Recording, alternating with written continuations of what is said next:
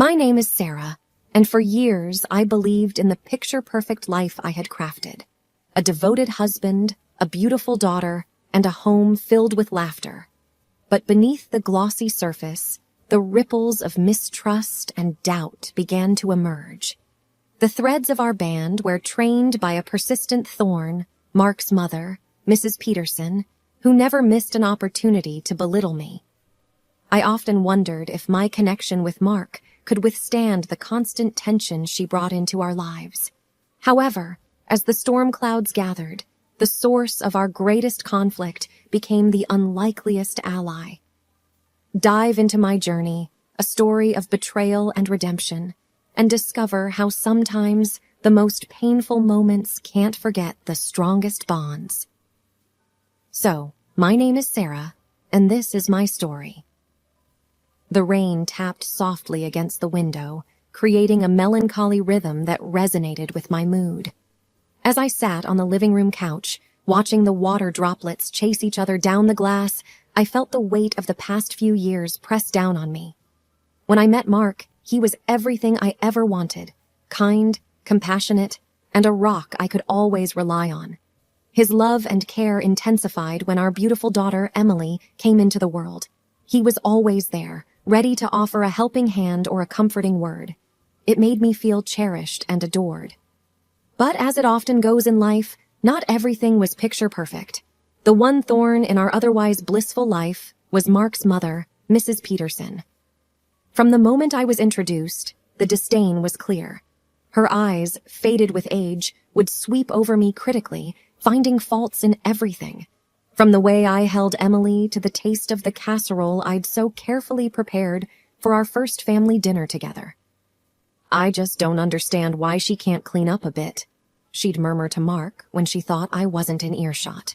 Or, "The child looks malnourished. Doesn't Sarah feed her properly?" I said to myself, trying to breathe through the frustration. "It's just the way she is. Don't let her get to you." But her words stung, particularly since Mark never defended me.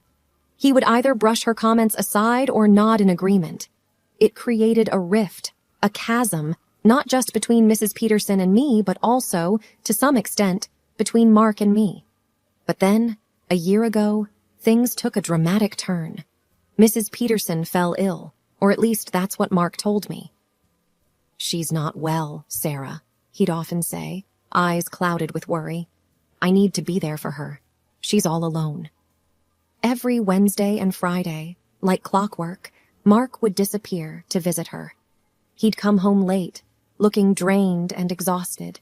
Sometimes he'd carry containers, remnants of food he'd prepared for her, or medicine vials that hinted at the gravity of her illness. I tried to sympathize, truly I did, but I couldn't help but feel a spark of resentment. Here was a woman who had never shown me a shred of kindness, and now her son, my husband, was bending over backward to cater to her every need. One Wednesday evening, as Mark was about to leave, Emily clung to his leg, her big blue eyes filled with tears. "Daddy, why do you have to go? Can't we all go together?" she asked innocently. Mark patted her head, sighing deeply. "It's not a good idea, sweetheart. Grandma is very sick, and she needs some quiet."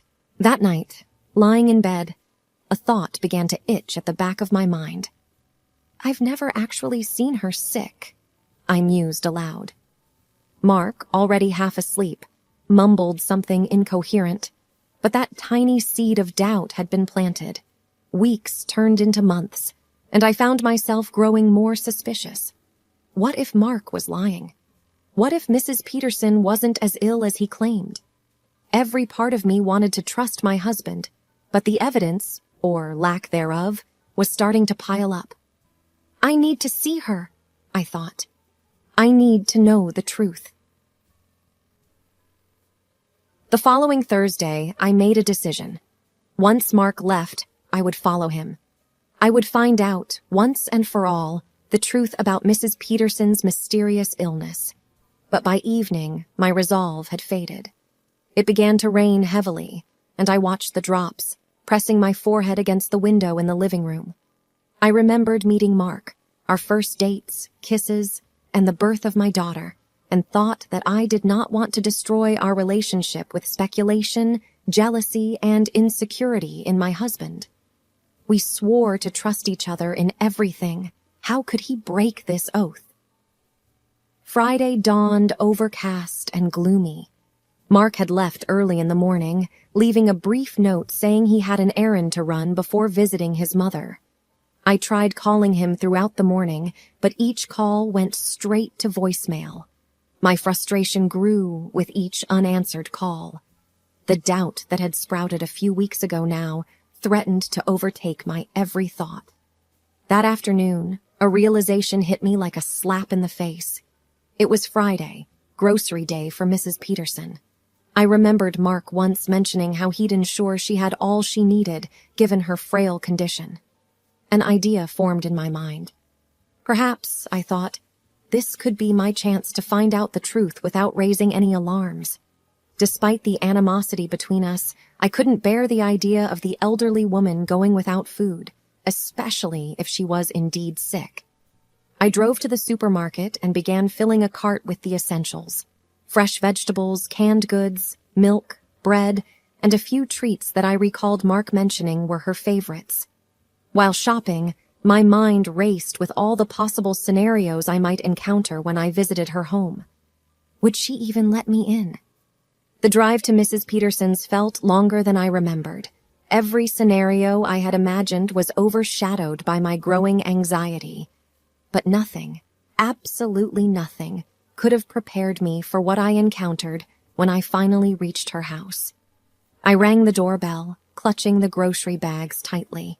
A few moments later, the door swung open to reveal a perfectly healthy-looking Mrs. Peterson, dressed in a tennis outfit, her hair neatly tied back, not a hint of frailty about her. She looked at me with surprise, her usual disdain temporarily replaced by confusion. "Sarah, what brings you here?" My shock rendered me momentarily speechless. Gathering my thoughts, I managed, "I brought groceries. Mark said, he mentioned you were ill." A look of concern crossed her face. "Ill? Why would he say that?" she mused, leading me inside. As I stepped into the familiar living room, everything looked just as I remembered from my infrequent visits. But there was no sign of any illness, no medicine bottles, no medical equipment, nothing.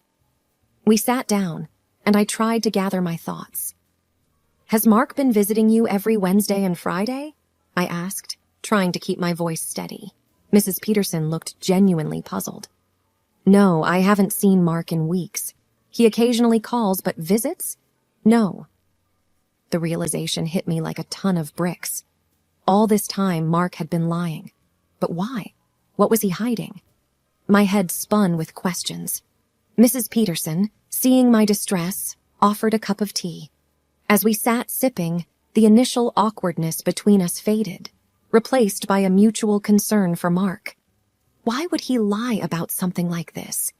And where had he been going every Wednesday and Friday? The need to confront my husband and unravel the truth grew more pressing with each passing minute. As I pulled into our driveway, the weight of the truth pressed heavily on my heart. I could see Mark, pacing back and forth in the living room, glancing occasionally out the window. He looked anxious, even frantic. The front door was open before I could even step out of the car. "Sarah," he began, rushing forward, his face pale. "I've been trying to reach you all day. Where have you been?" I took a moment to gather myself. The betrayal, the deceit, the countless lies. They all bubbled up, demanding an outlet. Taking a deep breath, I met his gaze squarely. "I went to see your mother." Mark froze, his face turning an even paler shade. What did you—" he stammered.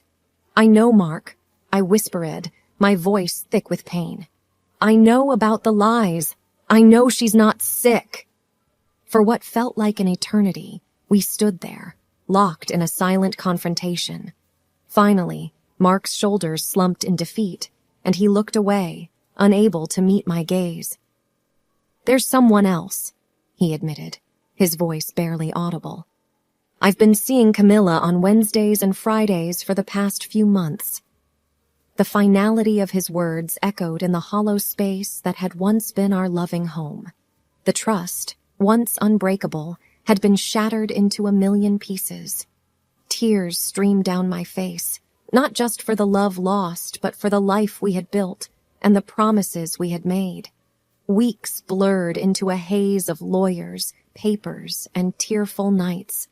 The divorce was swift, fueled by Mark's guilt and my determination to protect Emily from any further pain. My days were filled with challenges as I grappled with becoming a single parent and navigating the complexities of the workforce. But in the midst of this tumultuous period, an unexpected source of support emerged: Mrs. Peterson. The same woman who had once looked down upon me was now by my side, helping with Emily, offering advice, and providing a shoulder to cry on. One evening, as we sat sipping tea in my kitchen, she looked at me with tears in her eyes. "I was wrong about you, Sarah," she admitted, her voice filled with regret. "I judged you without truly knowing you, and for that, I'm truly sorry." The months following saw a deepening of our bond. Where there had once been hostility and resentment, there was now understanding and compassion. Together, we faced the challenges thrown our way, finding strength in our shared experiences. As the days turned into weeks and weeks into months, I began to rebuild my life. With Emily and Mrs. Peterson by my side, and a new job that I grew to love, I rediscovered myself. The scars of the past remained, but they no longer defined me. I had faced the worst and emerged stronger, ready to embrace whatever the future held.